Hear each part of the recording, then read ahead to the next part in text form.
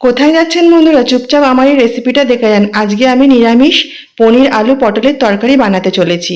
কেটে নিয়েছি টমেটো, আদা, ধনেপাতা আর কাঁচা লঙ্কা। এদিকে আমি পনিরগুলো ভেজে নিচ্ছি, বড় বড় টুকরো করেছি, দেখুন লাল লাল করে ভেজে নেব। ভেজে আমি নুন জলে ভিজিয়ে রাখবো। আর এদিকে পটলের টুকরোগুলো আমি ভেজে নিলাম। ওই তেলের মধ্যে দিয়ে দেবো তেজপাতা, গোটা জিরে ফোড়ন, আলুর টুকরো দিয়ে দিলাম, দিয়ে হালকা ভেজে বানিয়ে রাখলাম জিরে গুঁড়ো, ধনে গুঁড়ো, লঙ্কার গুঁড়ো, নুন, হলুদ দিয়ে একটা পেস্ট ঢেলে দিলাম। আর দিয়ে দিলাম আদা কুচানো আর টমেটো কুচি, লঙ্কা কুচি সব দিয়ে ভালো করে কষিয়ে নেবো। কষানো হয়ে গেলে ভেজে রাখা পটল দিয়ে দেবো, দিয়ে আর একটু কষিয়ে নেবো।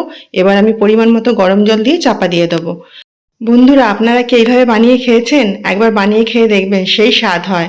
দেখুন ফুটে এলে আমি পনির দিয়ে দিলাম, তারপরে আমি দিয়ে দেবো গরম মশলা আর শীতের সবজি ধনেপাতা, সেই স্বাদ চলে আসে তরকারিতে।